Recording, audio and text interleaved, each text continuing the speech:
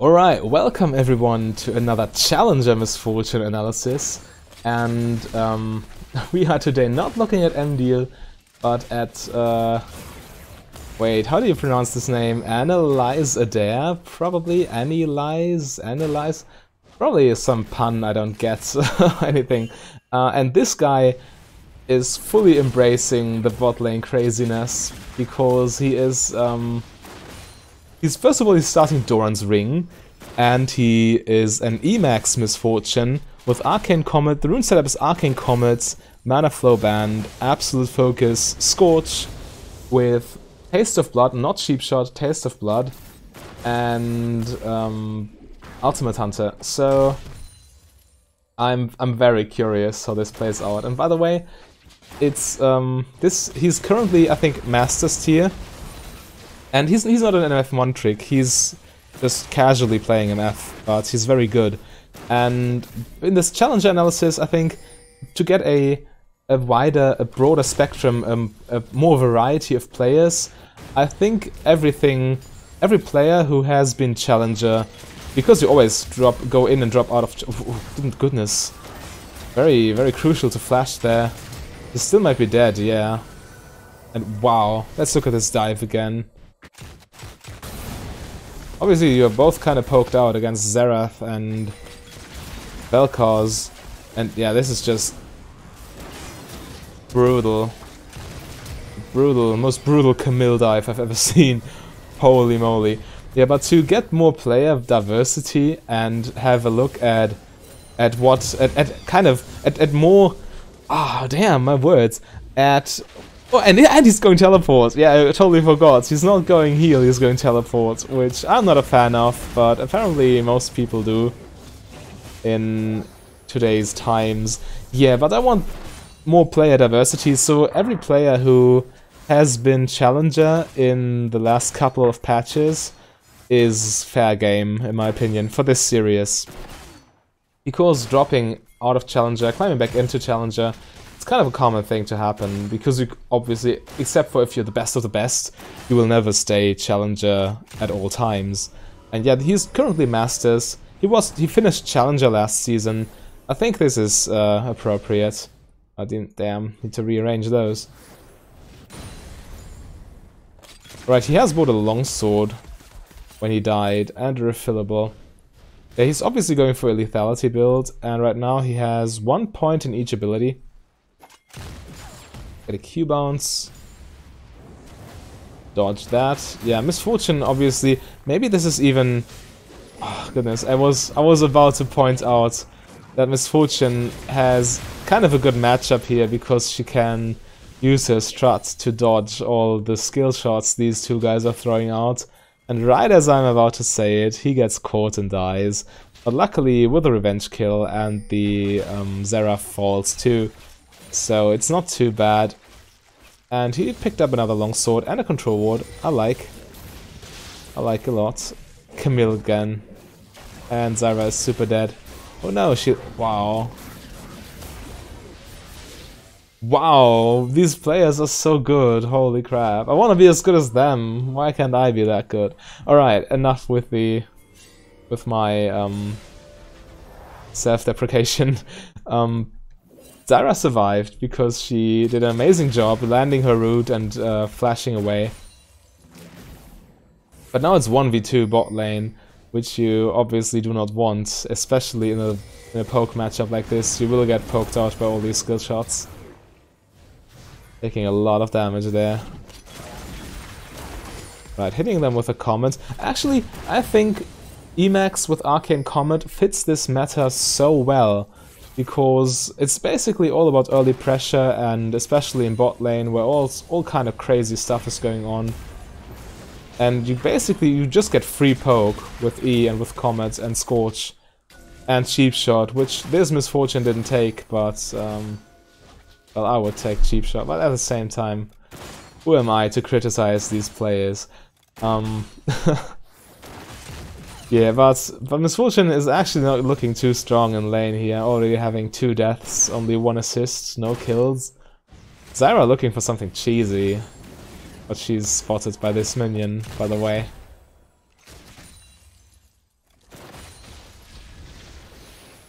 40 farm to 28 farm. Well, actually not looking too bad. Saving the control ward there, nice, I like it.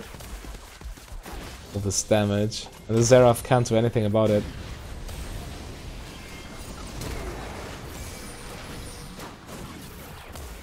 Close enough, I guess. Aurelion Sol really making use of his roaming potential. Meanwhile, in mid lane, this guy trying to push the lane in, I guess.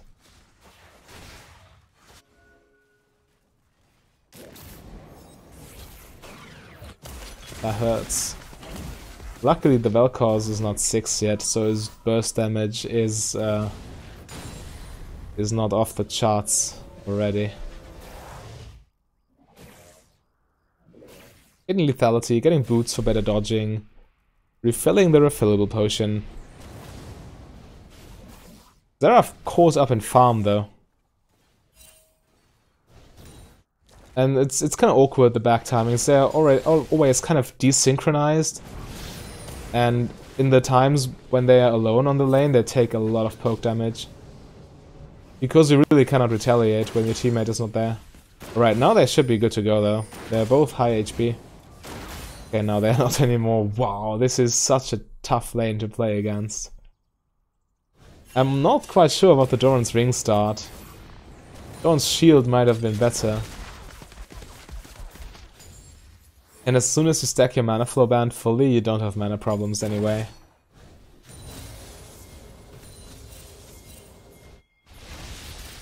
Okay. Dinging the Camille there. Flashes away, but she's dead. Yeah. Preemptively running towards the jungle, which is a good play. But now you can of course return to lane if the situation has been resolved.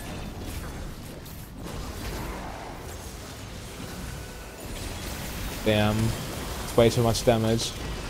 Wow, I like this flash. Let's have a look at this flash. That was actually very clever.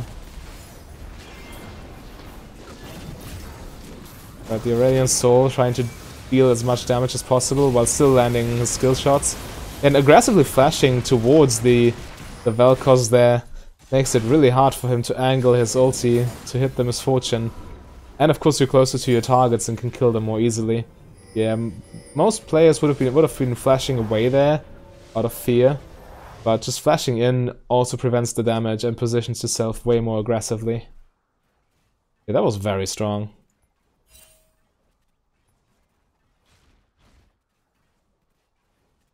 Got yourself one kill there. Right, alright. Still not too much. Well, it's obviously a lot going on, but macro-wise, still no objectives have been taken. Rift Herald is yet about to spawn. Those two are having fun, I guess. Oh, damn. It's not looking good for the Poppy. The Conqueror. Aurelion Sol might or might not be able to redeem him. Probably not, forcing out the teleport. But now that Misfortune is 6, all that really needs to happen is Zyra needs to land a root, and then you can just E and R and they're dead.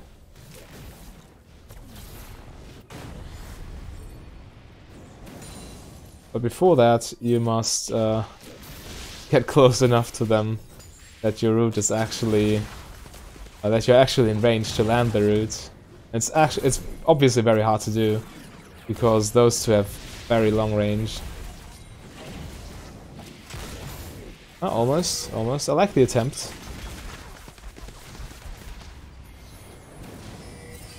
Damn, they hurt. They hurt a lot. This lane might even be more annoying than Heimerdinger Fiddlesticks.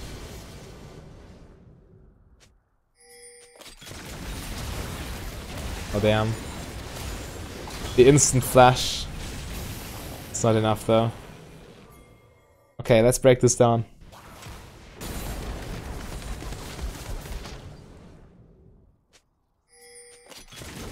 Okay. Right now, yeah, he ults. And I thought she needed to dodge this immediately, but she obviously didn't. she just flashed forward into this skill shot instead of over it, which of course is a major misplay. But yeah, he went for glory there, and it didn't play out as he imagined. He got the root and his ulti, but Misfortune was too far away.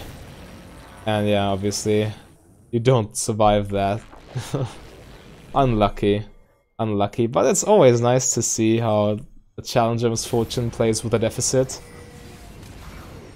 Because when you're already snowballing, you're obviously having a good time and probably win the game. But how you turn this around when you are not ahead, I think that's even more interesting. And this is a Misfortune's stats will get better, if I remember correctly.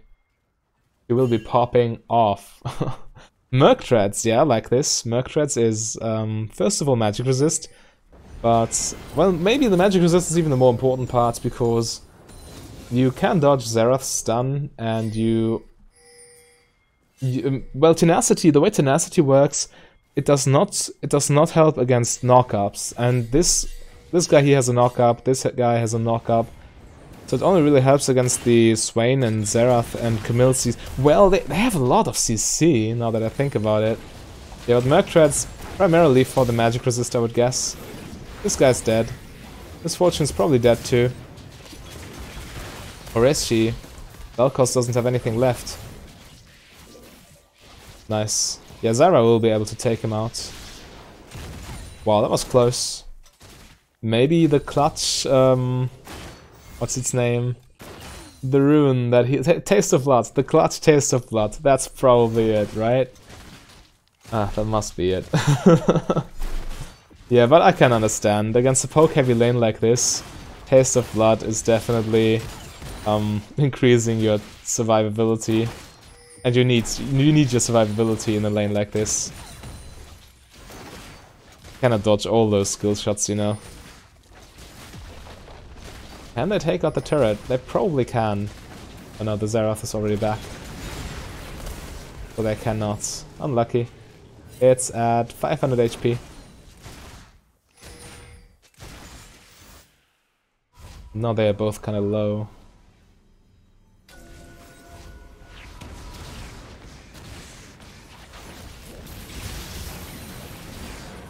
Ah, damn.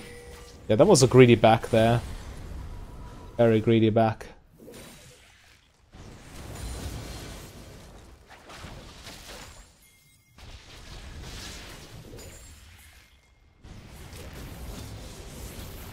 Nocturne probably looking for an ulti play. Does he have his ulti up? No, he doesn't. Oh, damn. That's not going well. I can assure you. Teleports coming in. I need to kill them before the teleports come. Ah, alright, the Misfortune teleport. I almost forgot. The cheeky Misfortune teleport. I know blue team is golden. Going for Hex Drinker, yeah. Trying to mitigate as much of this poke damage as humanly possible. I like it. I'm a huge fan of flexible itemization.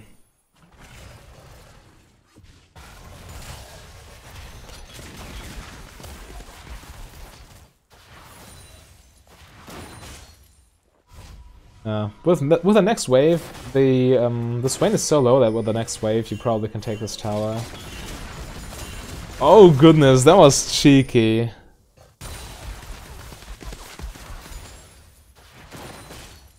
He's pretending to be farming and not bothered with this guy, but he waits for his E to come back up.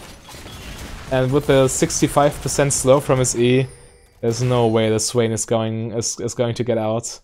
Yeah, wow, that's crazy. Abusing the make it rain slow.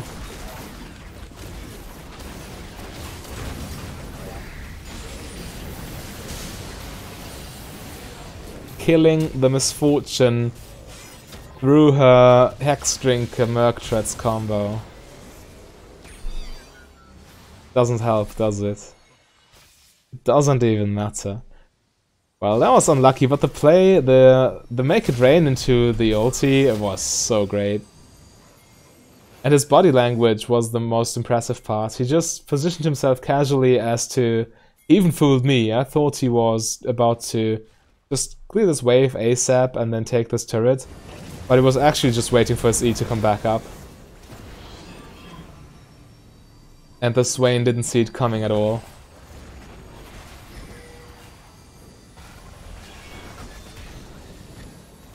Alright, now working towards his first lethality item with the Corfried's Warhammer.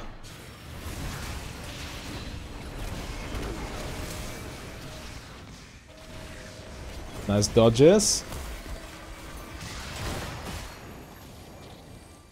Not quite enough damage though. Alright. Alright. Fair enough.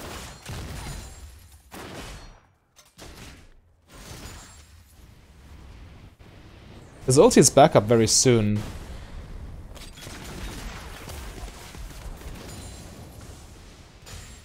And still neither team paid any attention to the Dragon or the Rift Herald. Oh no, Zyra. Okay, at least a revenge kill.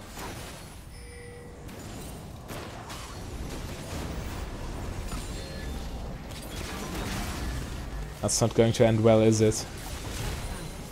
Nah. The smart decision from the Camille to go for the Aurelian Soul there. Huge shutdown, 500 gold.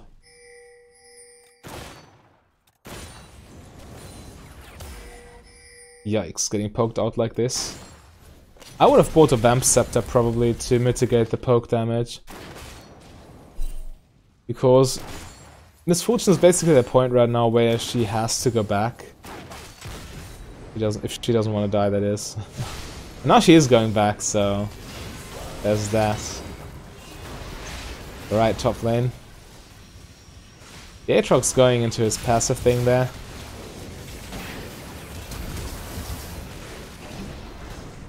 All the flashes. Yeah, minions did too much damage though. Nocturne goes down. Oh, she didn't even recall. Now she does. Can I speed this up without screwing anything up? No, I better not risk it. I still want to keep the timeline hidden so you don't get spoiled. Because, well, I think this game is very intense. I'm sometimes even forgetting to commentate because I'm kind of at the edge of my seat. And I definitely don't want to spoil the outcome. Duskblade first item. First completed item, that is. Yeah, I think he goes Duskblade, Ghostblade, and Edge of Night or something. Kinda standard lethality builds.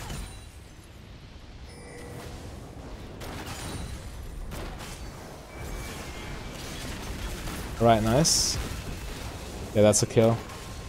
Xerath not respecting the Aurelian Soul. Mid tower shouldn't fall though. Mid towers are generally the hardest to crack open. Oh, nice. Nice stopwatch. Nice flash. Wow, challenger players seem to survive everything. It's so crazy. The reason mid tower is so hard to take in general is because it's the hardest tower to dive. Most of the time you take towers, outer towers with multiple people. Nice. And you kind of erase the defenders by just sneaking in this bush and diving, or sneaking through these bushes, these bushes and diving, and then taking the turret. And with mid tower you cannot really do that. Where you do want to go? Through the river? This is most certainly warded, or the enemy are doing scuttle crab or whatever. It's kind of hard to go there without being noticed. There's a chicken camp, which is always contested by the enemy. It's very dangerous to walk there, basically, and this tower is also very close, so you don't have very much room to position yourself to set up the dive properly. Yeah, the outer mid turret is probably the hardest turret to dive in the entire game. Well, except for those two, maybe.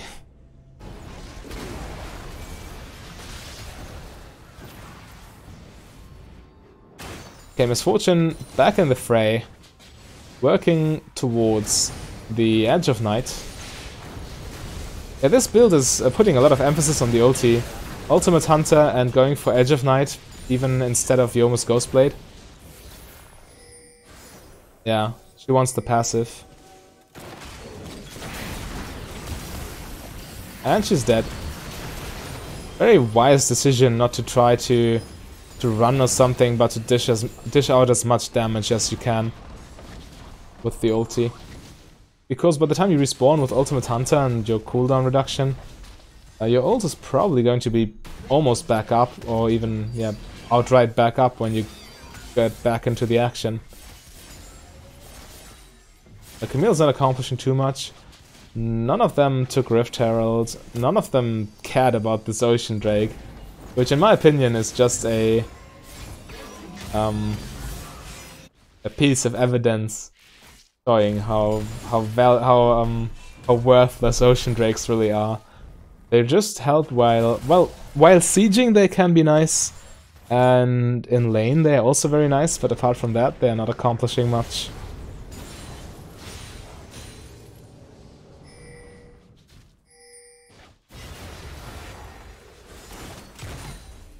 Alright, Misfortune, show us how it's done. Well, she just keeps farming instead of joining in, which is most certainly a mistake if you ask me. Okay, now she's going to make it rain. Loops around.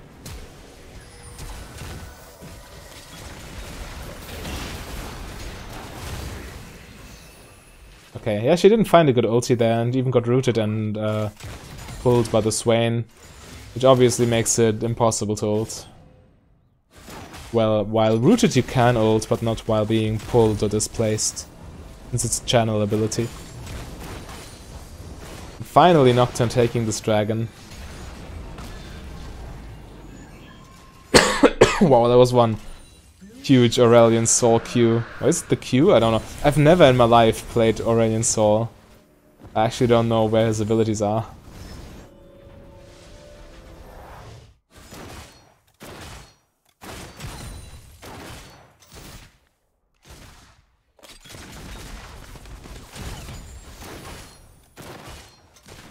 Probably farming for a good back. Yeah. I really want to speed this up because right now Misfortune's just recalling and going back to lane. Or not to lane, but oh, damn. Yeah, but I really don't want this timeline to show up. I don't want to spoil.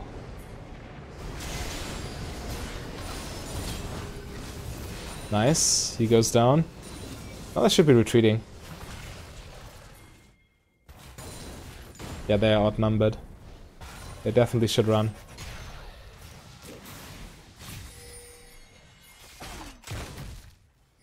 Alright, Misfortune now has her Edge of Night, which should enable her to get some very nice ults off.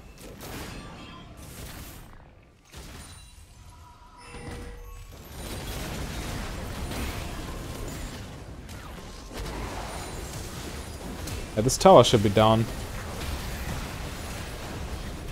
And so is the Poppy. Alright, using her spell sheet there, but not getting anything done really. Well, they got the tower, which is okay. I think it's worth trading a tower for a top laner in this situation. Because the enemy are not threatening to take a major objective, just such as Baron or something. And obviously objectives win games, and you just took a tower for free. Well, not for free, but it's a fine trade. A tower for the Poppy.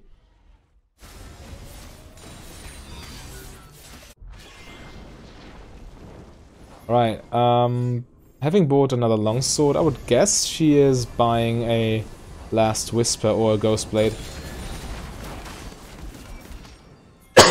I'm sorry. Alright, red team denying vision now, which is worrisome. I always get paranoid when I see the unwarded Baron pit. But, well, blue team is ahead, so they should be able to re-establish vision control. I guess. 150 farm in 25 minutes, that's not too good, but at the same time there had been a lot of action going on, and so you don't find the time, really, to go for farm.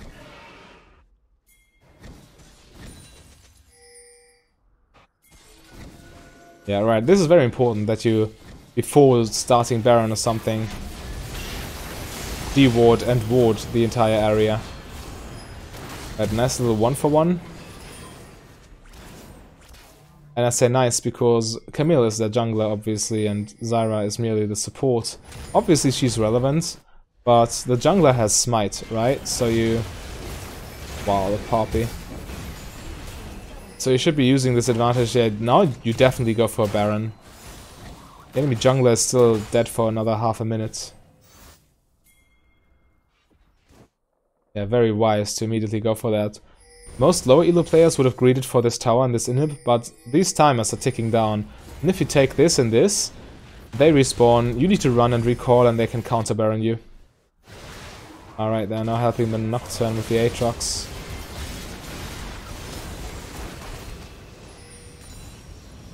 Unlucky. They still might counter Baron.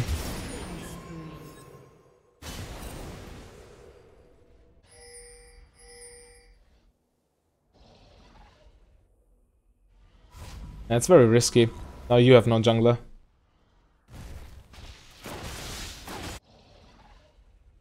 Too bad, too bad. Yeah, if that fight didn't happen top lane, that Baron would have been probably gone right now.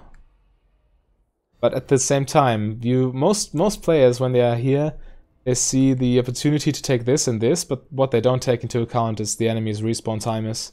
And then they majorly screw themselves over macro-wise. Because this inhibitor really doesn't accomplish much if the enemy get a counter Baron. They respawn, maybe they even get some kills while you're still trying to desperately finish off this inhib. They kill you, they go to Baron, they take Baron, and they're so much back in the game.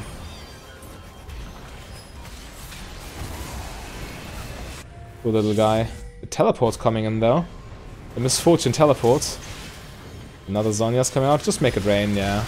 He's down. Oh damn, the cheeky ulti.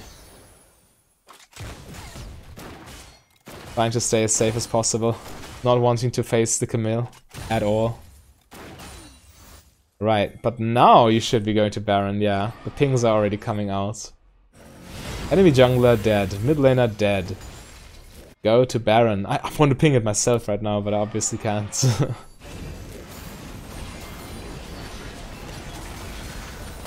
Nice, got him with the slow. Aggressively flashing. Pays off. Right, now this should... Go and take this Baron. Don't be too patient. Camille is almost respawned. Yeah, now it's too late. Most certainly. But it's the correct play. Just be nice and safe. Don't be overzealous. That's the main... If you ask me, well, maybe besides farming skills, but if you ask me, the main difference between high elo and low elo is patience. Plain and simple, patience. Low elos always want to rush things. And I mean, by low elo I even somewhat mean platinum, which is the elo I am currently in. And even low diamond. People are just so impatient and so greedy. And obviously you don't want risky 50-50 plays.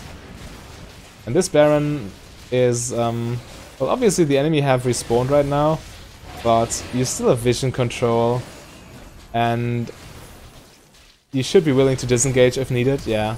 The Baron was low, but you need to disengage there. The enemy need to come and stop you, and you just disengage and turn on them. Yeah, and then you get a nice little ulti off with Misfortune. And then you can resume and take Baron, if need be. Oh damn, the random Xerath skill shots. Come on, Poppy. Okay, you got away. Obviously you don't want to chase too much. Oh, now he overstepped. Now he overstepped big time. But he's still alive for whatever reason. But you obviously turn on the Swain because he's a safe kill. You have your teammate there to back him up. A 2 versus 1 is, and another player not doing anything is obviously better than a 1 versus 1 and a chase 1 versus 1. Always go for the outnumbering plays. Yeah, now you can use this time to just clear this area of wards. Misfortune now working towards her Ghost Blade, as we can see from the items.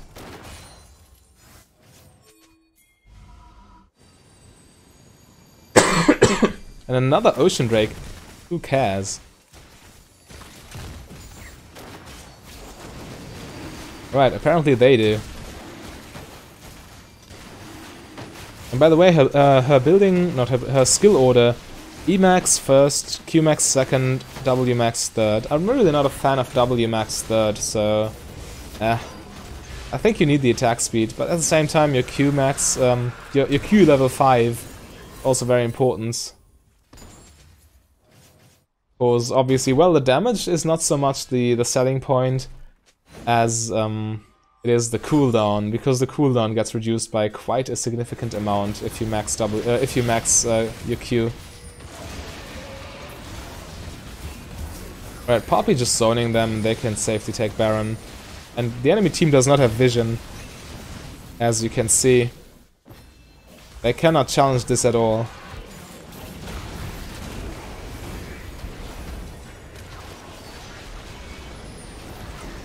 Right, Misfortune, show them what you got. Oh damn, the Zhonya's. Well, he's dead anyway. While he's in Zhonya's, your teammates can just surround him and kill him when he comes out of it. Yeah, but this is the key takeaway from this game. Always play it nice and patiently. Don't overdo things, don't overstay, don't greed, don't chase too much. Go for the safe kills, go for the safe objectives. Do not rush things if you don't need to. And if you're ahead like this, all you need to do is just slowly and safely push your advantage until you win. Which is precisely what happened in this game. Right, last item, probably a... no, not probably, definitely a Mortar Reminder. Why though? Swain healing, Aatrox healing. Yeah, that's probably enough to justify the healing reduction. Wow, that crit though. Telling the Poppy to go in. Yeah, she can afford it. She's so beefy.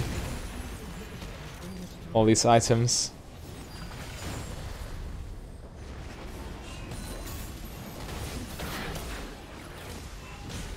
But again, you don't want to be too close. You don't want to eat a lot of skill shots. Forcing out another Zhonya's, very good. Oh damn, the greedy Nocturne. Well, he does have his GA, to be fair. But no, this is just unnecessary greed. Just finish the game. Yeah, now they're having a little bit too much fun for my liking. They should just be nice and safely finishing the Nexus instead of base tower diving. Yeah, but they think they have this game in the bag, which is probably true. Misfortune dies one last time, but oh damn, it's actually kind of iffy. Yeah, this is what you get. This is what you get for making stupid plays like this. They played this game so nice and patiently up until this point, and then they're getting too comfortable trying to style on them in the base tower, but the obviously better play is just to finish the game, auto-attack the Nexus until it explodes. That's all you need to do in this game. You don't need to go for crazy base tower dives. Oh well, but blue team is respawning soon-ish. Well, at 34 minutes the respawn time is obviously a little bit longer. But now you can no longer safely walk there and just finish the Nexus, I don't think, because the enemy will be guarding it very heavily. But what you can do is just take the other inhibitors and then go for the Nexus. No problem. Alright, Misfortune is slot locked. She's sitting on 1400 gold. Not able to complete any of her items. Right, how are they doing this? They shouldn't be mid lane. They really shouldn't. Okay, so apparently they do try to just go for the Nexus outright. Apparently that's their plan. I don't like it, but hey. You're the challengers. Or masters.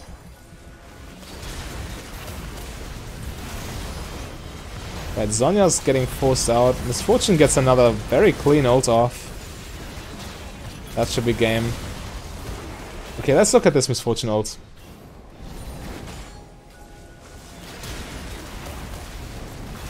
Nocturne goes in. Yeah. That's the very situation you want to be in when you're playing Miss Fortune with a lethality build. Nice, flashing the skill shot. Just finish the Nexus already, come on. Don't be cruel. Don't be mean to them. Don't be mean. Alright. Finally. This game could have ended a lot sooner, and obviously you want to finish the game as soon as possible, because if you drag this out unnecessarily, you give the enemy a window to come back into the game, basically, and you don't want that. You don't want to throw away a free win. Even if that means giving up on those stylish base tower dives. Yeah, but this was another challenger analysis with this crazy bruiser mage heavy bot lane meta with teleport and whatnot. And Miss Fortune obviously being the flexible AD carry she is, can adapt very well to that, and this guy deciding to go for an Arcane Comet build. I hope you like it, leave me a like if you did, and I see you next time.